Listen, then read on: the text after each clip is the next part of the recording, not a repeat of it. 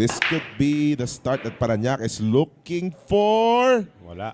But the brakes are still dry. Push out ang gagawin dito nitong si Jocaresa.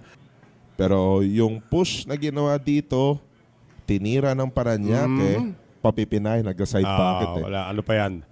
Spadahan muna tayo dito. Gagamitin Pantago, numero 4. Ang daming traffic na dadaanan doon. Individually, di ba? Pero pagdating kinabukasan, aba, kailangan makipag... So he's gonna send the 1 ball up. Natablisan pa rito yung 9. Ganda naman Tago nun. pa rin. Here we are. They'll go for a 2-rail shot to get the one going. Also, several tough shots that they made last night. Pinapasubukan sa kanila si Boss Hadley na mahirap na tira.